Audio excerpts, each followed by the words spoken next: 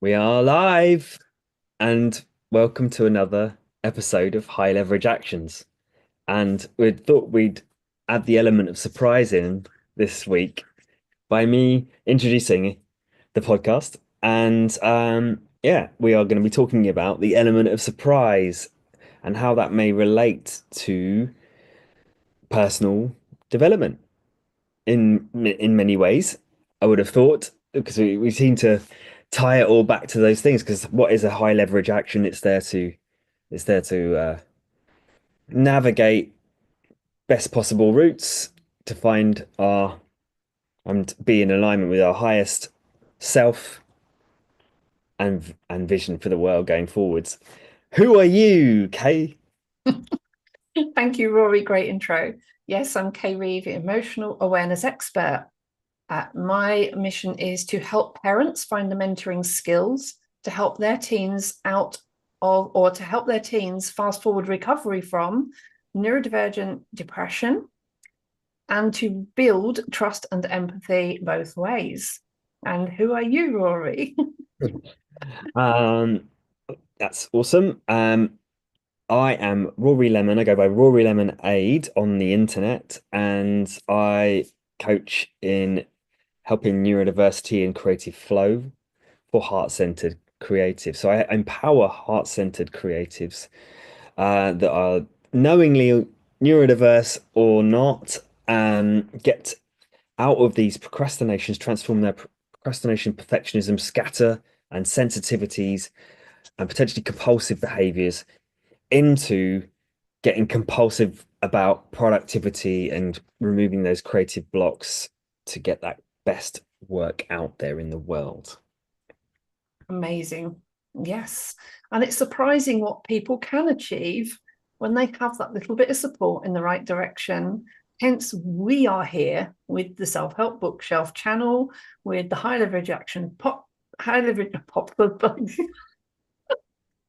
Leverage Actions podcast, and talking about surprises. There is so much we can cover on this today. And I think, as a personal development strategy, you think, why would we talk about surprises? And it just seems a surprising topic in itself, no pun intended. And but there is so much about life where everything that happens is either something we take action on or something we react to. Now, when we are reacting to things, there are so many different ways that we can react to the element of surprise. And there are also so many ways we can create the element of surprise. And so that is what we want to bring to you today, is how we can actually break that down a little bit in recognizing when the element of surprise is either serving you, giving or receiving, and also when it could be something that's triggering you, holding you back, keeping you stuck, or hurting other people around you. So, Rory, what's your take on the element of surprise today? I'm really excited to hear about this. You picked the topic and then you forgot about it, so it's a surprise for you too, I know. Well, what I get from it all is, well, I like what you said about reactivity because surprises are inevitable in a lot of ways because there's an equal, we've talked about this before in a different one about the difference between chaos and order in a lot of ways. And so structure is so important. The tree grows a particular structure, but it also the wind and the elements are there to create a sense of chaos at the same time. It's an equal ebb and flow of the tree managing around the changes of life. And so surprises are inevitable because we can't control everything and we wouldn't want to as well because it would it would just be weird. Yeah, it would be boring.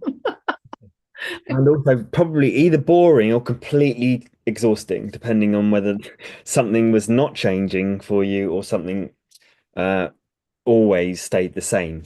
But yeah, so this sense of surprise is important, I think, to bear in mind that it's what's a good question is do you how do you normally react to surprises?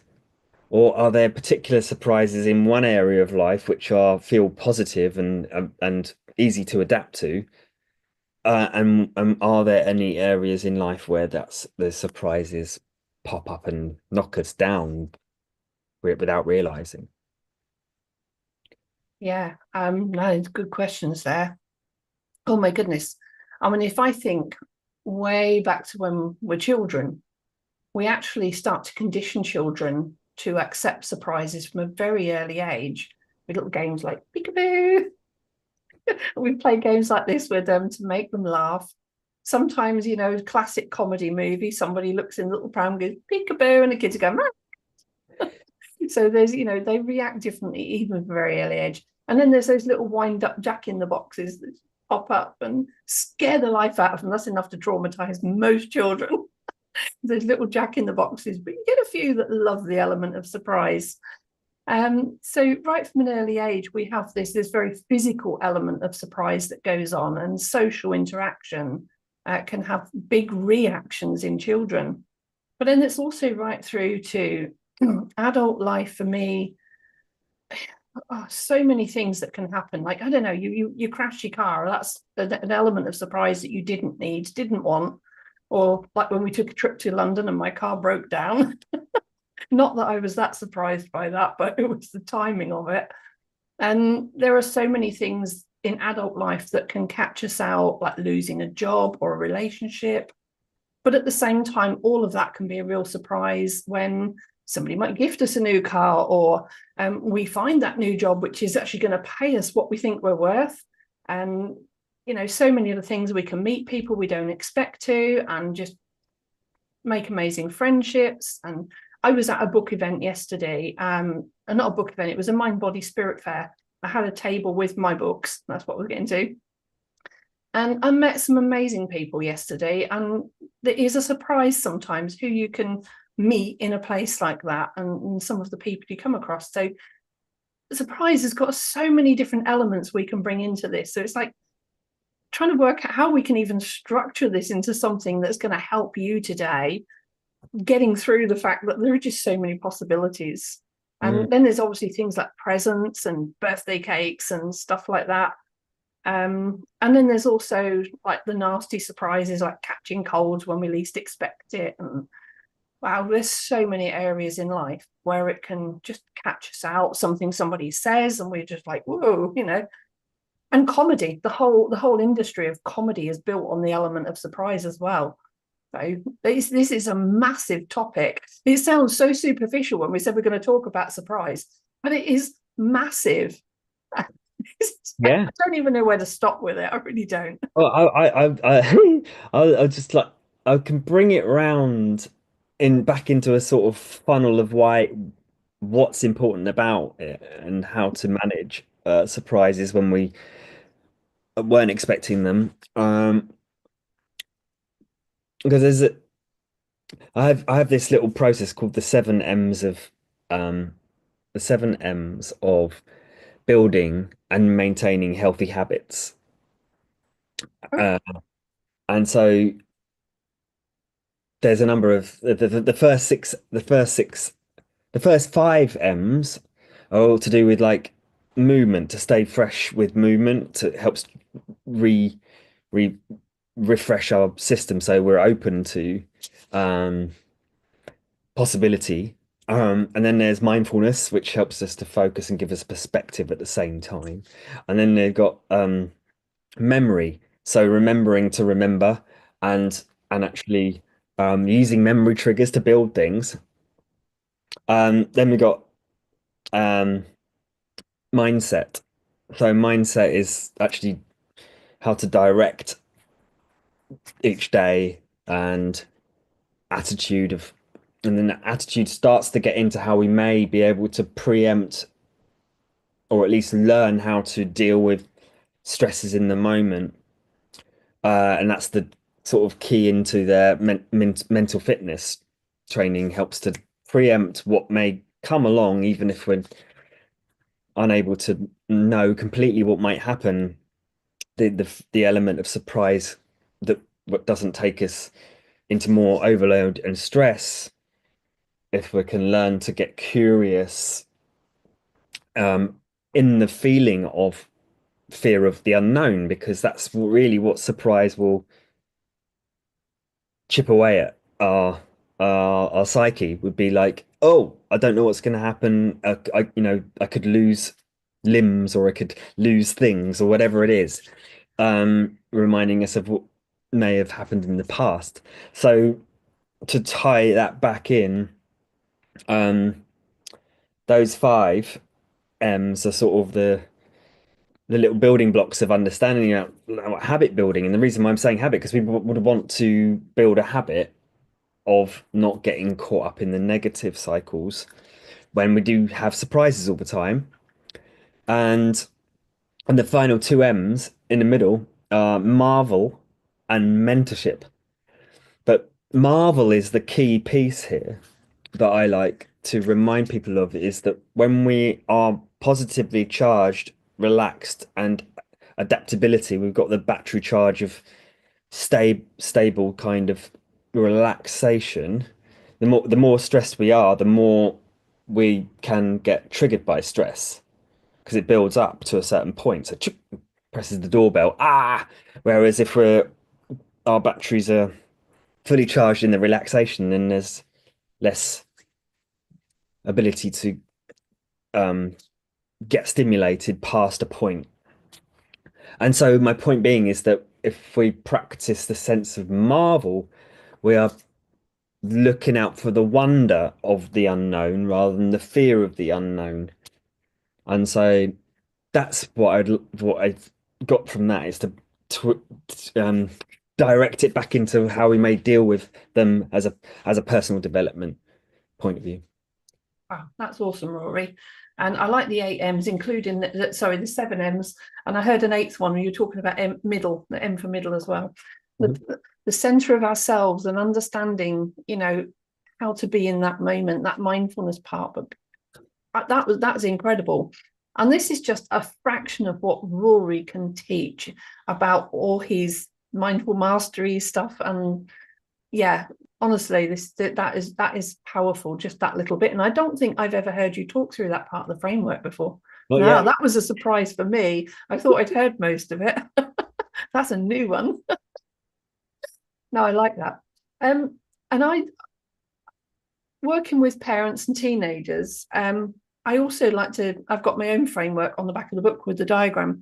And I have a round version of this printed up. I had it out yesterday, and I think I've left it in the car after the book show. But for me, I like talking about the element of surprise is whatever's going on, in terms of we've got happy, sad, angry, and depressed. And I think a good way to relate this to is like we're telling a joke or something. So you're telling a story to somebody. So they're more in the middle here. They're just sitting listening at the moment. And you're telling a story about something, and it's a very thoughtful story. Or it could be a very motivational story. But whatever you're telling, you're talking about something that's going on over here with change, or over here with change. And then when you're telling a joke and you get to the punchline, instead of the punchline being in the same area of emotions, the punchline usually ends up coming out, oh, this person was going out for a walk, they were doing this, they were going shopping, they were buying a new dress, whatever, blah, blah, blah. And then when they tell the punchline, it's something that's the complete opposite. And it flips those emotions across. So they tell the story to get you way over here, and then suddenly whip you over there with the emotional punchline. And that's what creates the element of surprise and the humor. And it can also work the other way for people who are triggered by something in a joke. And that's where sometimes people kick off in the wrong direction. And we get people having a go at the comedians online. But majority of the time, it's just flipping that punchline across. And the same again when we're talking about change. So for me, surprise is something changed. So we're talking about you're telling a story, it's all calm, friendly, and then you say something really silly that the person actually did over here rather than thinking about. And everything is positive or negative. So depending on how that story comes out, depends on the reaction the other side as well. And it's all got to tie in. I'm losing the plot on this today. But whatever emotion we're in, we change between emotions because something changed. And that's either something internally in our thoughts, feelings, and beliefs, which is why jokes take us through that and out the other side. Or the other one is change happens in the world around us. And that's more your visual comedy, like Charlie Chaplin and Laurel and Hardy and people, and all the visual comedy, the real great classics. They're doing something, and then all of a sudden they do something the complete opposite. So you look like they're actually being thoughtful. Mr. Bean's another one. He looks like he's thinking a process through. And a good one for me, an example would be when he was packing his suitcase to go on holiday. And so he's getting all these trousers out and he's put the suitcase out and laid the trousers on the bed. And then he holds the trousers over to the suitcase and they don't fit because the trousers are longer than the suitcase. Now, normally, the change that most people would make to put a pair of trousers into a suitcase would be to fold them in half. But of course, visual comedy with Mr. Bean, he does something entirely different, gets a pair of scissors out and chops them off to make them short so they fit in. And this is how people turn that visual expectation into something the complete opposite with the element of surprise. And the same happens in real life when we're expecting something. And actually, it comes in very, very well with the terms of, the whole concept of expectation. So for comedy, they build that expectation and then throw you over there. And we laugh about it. But when it's real life and we have expectations about an outcome, so we've talked a lot about goal setting and manifesting and things in recent weeks, excuse me. And when we've set expectations for something we're going to do or achieve or a place we're going to go, and then their expectations fall short, there is that element of surprise. Well, actually, I've ended up with this problem instead, like my car breaking down. And that is those moments where that element of surprise throws you in a different direction, where life can actually end up with a big meltdown, or you can end up laughing and joking about it and find a way through it. So for me, that's my take on explaining it with the emotional cycle diagram. And it can go in any direction on there as such. So it can be you're expecting something to be serious and, you're all walking in line going into church for something and then somebody trips over. So you can go the other way and you set all the comedy off again. But that whole element of surprise is one that, the whole point is we never know how we're going to react unless we preempt. There's always those times that are going to catch us out, always. But for those daily things, like the car breaking down, like losing a job, like breaking your favorite ornament or something, and it's how to then build that resilience against that. So one thing is the expectations, and the other one is having that resilience when those expectations fall short and balancing between them. So some interesting concepts coming out here, even as I'm saying it, about how we bring all these parts together. So I'm going to throw it back to you for a minute, Rory, because I think for you, you've got such a great framework on this. I think it really is worth digging more into yours tonight than to mine. Mine's very rudimentary and helping those teenagers and young adults understand the concept, but your framework goes up from there, which is great. Oh, it's all really useful. It's all different information, and yeah, how you're bringing context to it is also really useful. And so, uh, as you were talking, there's something popped up for me, and Surprise, surprise, it's gone. Yeah. it's gone. But you mentioned about um the last thing you mentioned. We're talking about like the visual comedy. And we've gone through, we were talking about like the TV punchlines. So narratives that the understanding of narratives that we get drawn to when we are relaxed and we watch stories, we watch films for that moment, even though we know that it's often a pretty much similar thing where there's a nice person, something bad happens to them, then they meet meet a guide, and or, and then the whole story of the hero's journey goes along. Then they battle something, and so the element of surprise is the moments when but yeah, we're intrigued by that, and we can get really heightened by watching really crazy things on the TV when we know we're safe and inside, and yet when we think it's real, it's a like you say, it's a different story. Yeah, Uh, so this sense of it's fascinating, the sense of narrative, to look at that as a what stories come up around getting triggered by things, uh, and what if there are any patterns to those triggers. That's all really useful to look into. Um, but mm, yeah, it's that intrigue, good lead on. Yeah, have intrigue, and it comes back to that Marvel thing. So it's that intrigue. If we were to apply the same thing as if we're watching the movie of our lives, going along and applying that intrigue to everything, it helps to shift a lot. And it's yeah, it is repetition, concentration, mm, focus. I've had to I got to learn that for myself, and every single time something like potentially seemingly upsetting or triggering comes along, I've kind of got used to feeling it and going, okay, we'll wonder what's going to happen next, and sort of just staying a bit more open to what I'm feeling or what I may be questioning in terms of that surprise. Um, and I forgot that I said I said six M's out of seven, and the other one was motivation, is motivation as yeah. well. I thought you covered seven, so that was good. Yeah, yeah.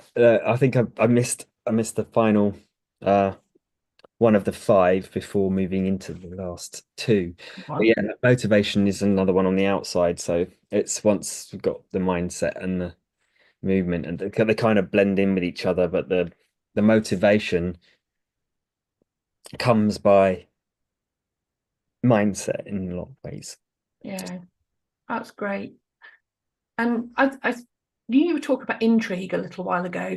I think that's a really good way to lead us into a new path with this as well.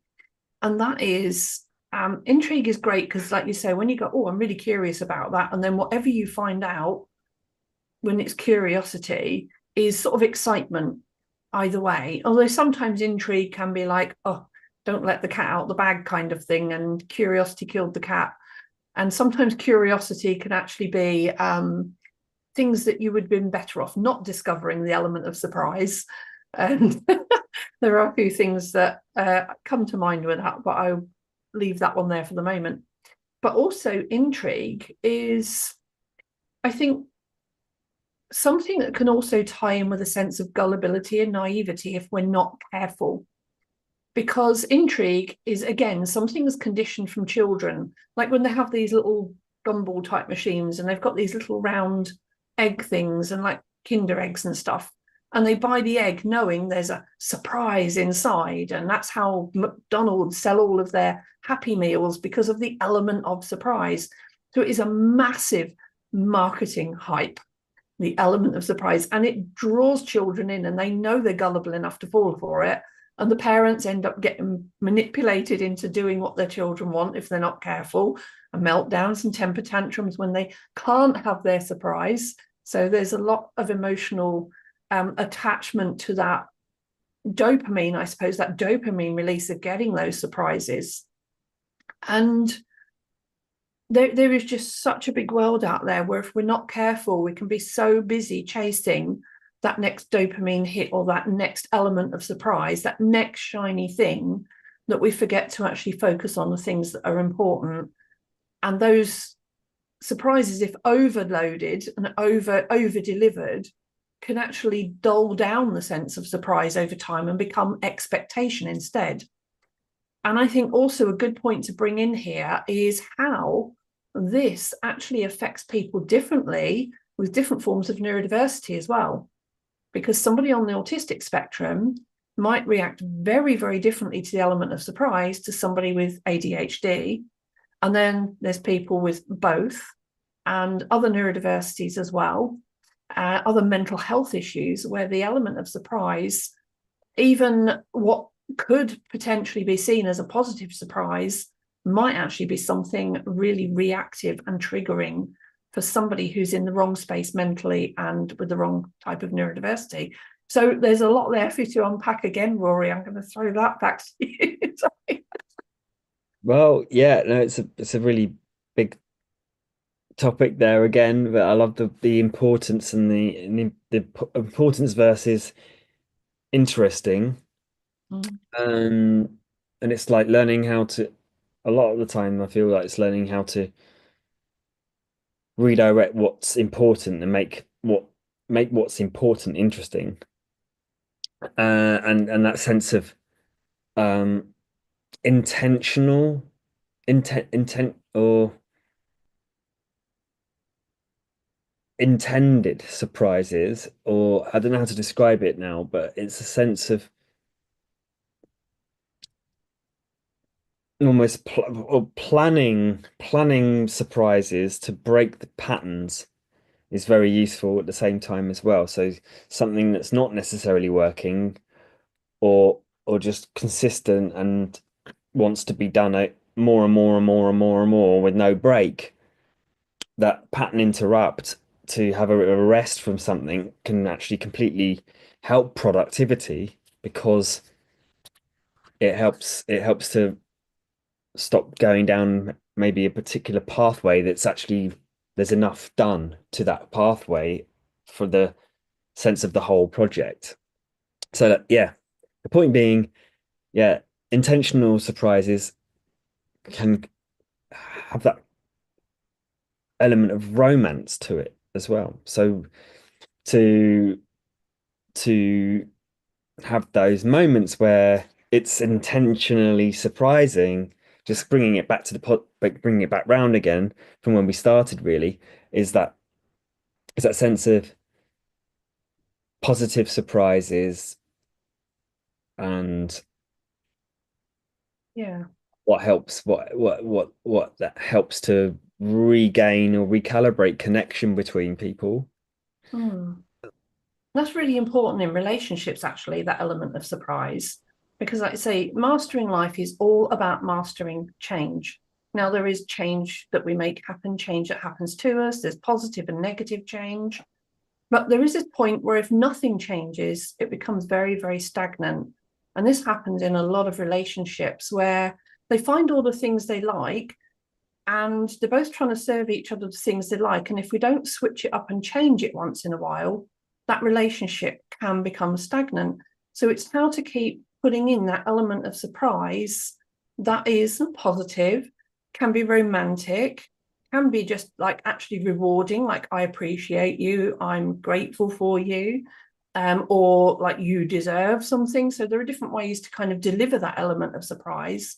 But the romance in itself, that can come through just a simple look or a gesture, can come through something somebody says. We all know a lot of romantic couples, not that we are, but we know a lot of romantic couples likes to switch things up with surprise in all kinds of ways we're not going to say too much about today, but change of underwear and clothing and things like that, you know. And then there's this element of surprise of maybe taking somebody out for a meal and booking a holiday, buying them a new car if you've got the money for that. It could even be, right, we're going to the cinema. So we've said what we're doing, but the surprise might be what movie we're going to see. And then there's the surprises of gift giving as well. And that in itself, there's some great ways in there to throw in romance. There's also ways to throw in some humor, like the present that just gets smaller and smaller and smaller and smaller until there's a note in the middle one telling where the real present is. I've done that to people. That's funny. Did that to my daughter once. We gave her a gift in this big box, and it got smaller and smaller until there was a little letter inside saying that the real gift was underneath the letter, underneath the padding that the letter was on. And we'd bought her, we told her she was being so cheeky that year. We told her we were going to get her something smaller for Christmas every time she was cheeky to us. And this present got smaller and smaller every time she was cheeky, and until we said, "You're down to a lentil. You're not getting anything bigger than a lentil this year." And it was kind of a running joke. So then we got to a point where we said, "All right, what can we get her?" And she was 15 at the time. So she was going through that cheeky back chat stage at the time, getting confidence, but it was fun. And so we gave her this present that was literally the size of a lentil. And it was an opal. So that was the surprise, that we actually stuck to what we said, but we purchased an opal, and it wasn't cheap for a tiny little opal. But then for her 16th birthday, we allowed her to design a piece of jewelry that she wanted it made into, and we had it made up for her birthday, which was 10 months ahead. So she had 10 months to design it and us to get it made and paid for. But sometimes the element of surprise can be that kind of, for us, it was to our daughter a gift, but it can be also very romantic to kind of throw in those surprises as well. There's so many ways, so many ways. So I'm going to pass back to you again, Rory, if anything else you come up with in there. I think we've smashed it and covered it enough. To be Yeah. honest, it's no surprise. Oh, honestly, there is so much we could cover on this. It is still, but I think, yeah, I agree. There is enough there that I think people grasp the concept of, there is that internal kind of surprise, I suppose. There's everything that goes on the external world. So whether it's narrative and things that make us think differently, things that happen, whether we laugh, whether we end up reacting, triggering, crying, getting angry. But building that resilience is really, really important to dealing with the curveball types of element of surprise, when we have those negative changes thrown at us, those unexpected setbacks. They are the most important one to, I think, work on from a point of personal development. But understanding all of this is really, really powerful in helping to comprehend where that element of surprise is actually a very fine line sometimes between the two. And it's all the same kind of concept.